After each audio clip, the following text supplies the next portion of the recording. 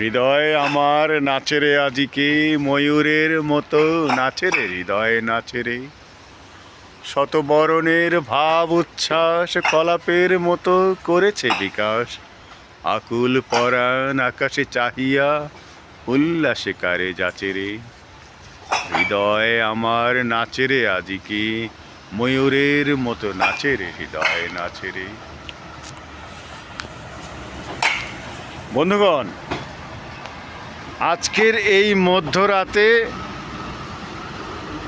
আপনাদের সাথে শেয়ার করতে যাচ্ছি। দেখতে পাচ্ছেন আমরা রয়েছি বিশাল এক কর্মযজ্ঞের মাঝখানে। এখানে রেড অটো ব্রিক আনলোড হচ্ছে, আর ওখানে রেডিমিক্স গাড়ি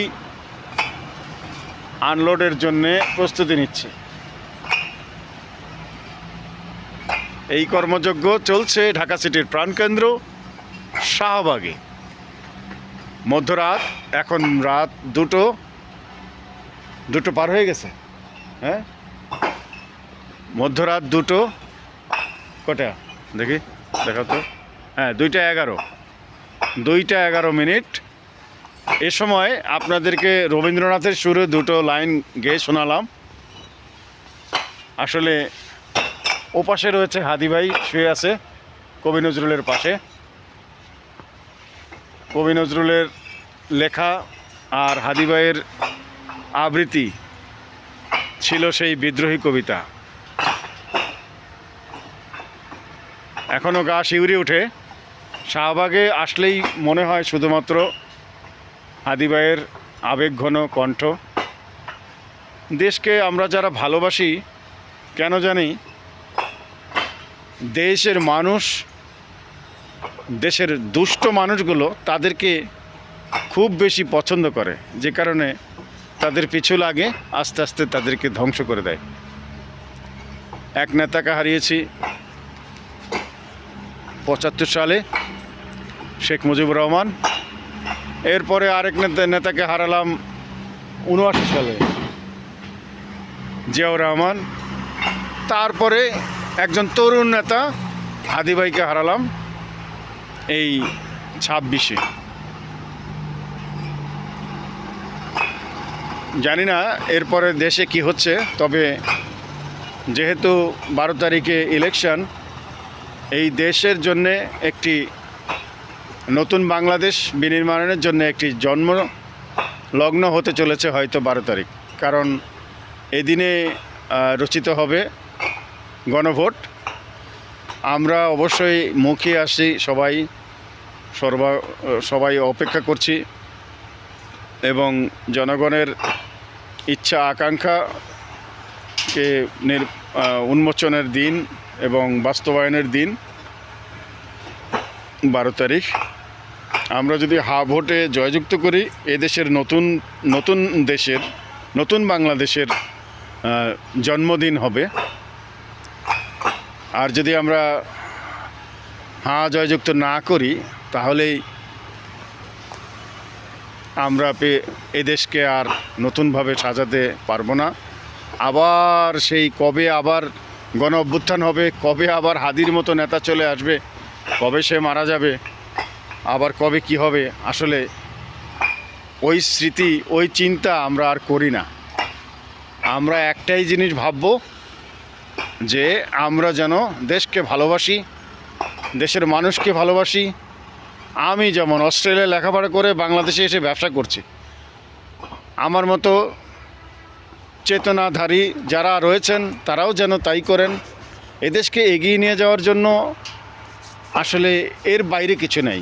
এদেশকে এগিয়ে নিয়ে যাওয়ার জন্য তারেক রহমান সাহেব লন্ডন থেকে চলে আসছেন 17 বছর পর এদেশের হাল ধরতে।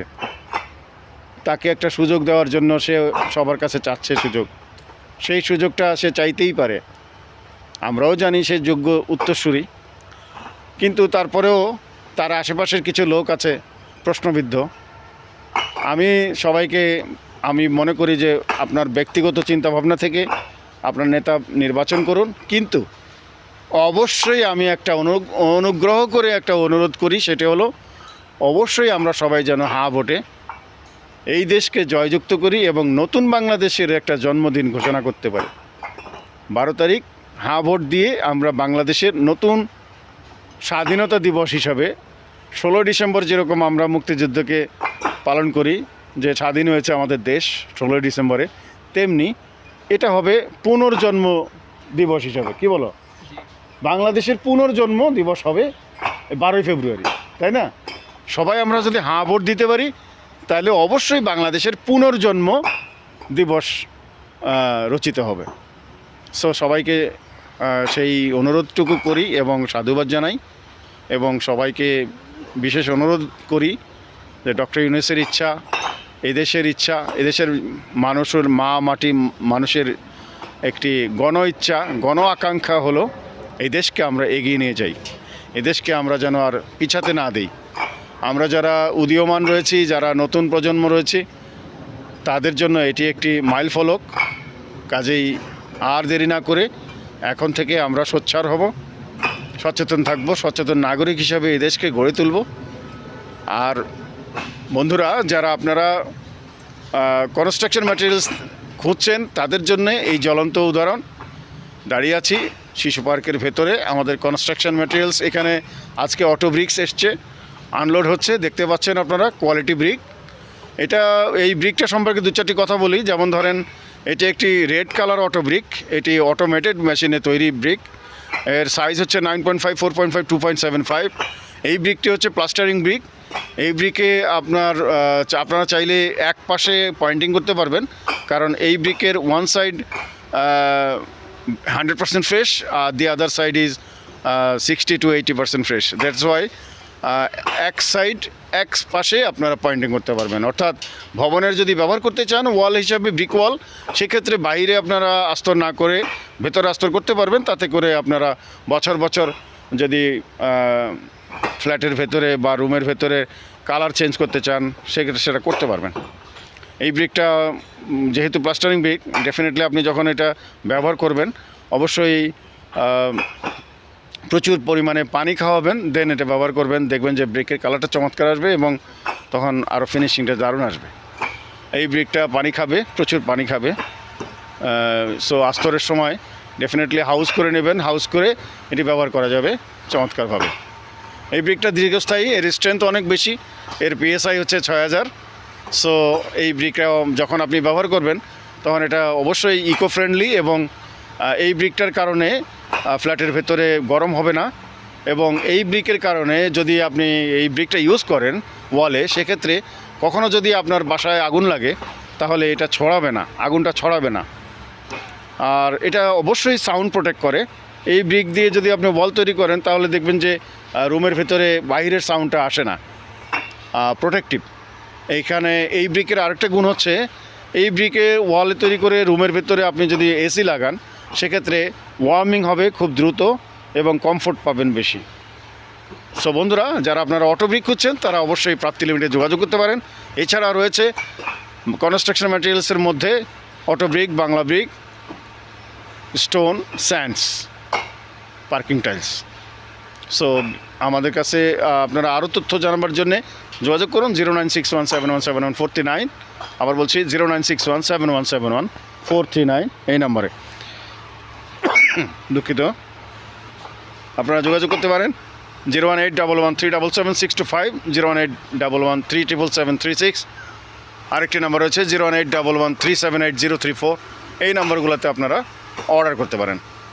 জেনে রাখবেন, আপনারা দুপুর 12টার মধ্যে অর্ডার করতে পেমেন্ট করতে পারলে রাত 12টার মধ্যে ইনশাল্লাহ ডেলিভারি হবে। ভালো থাকুন, সুন্দর থাকুন, প্রাপ্তি লিমিটেডের সাথেই থাকুন।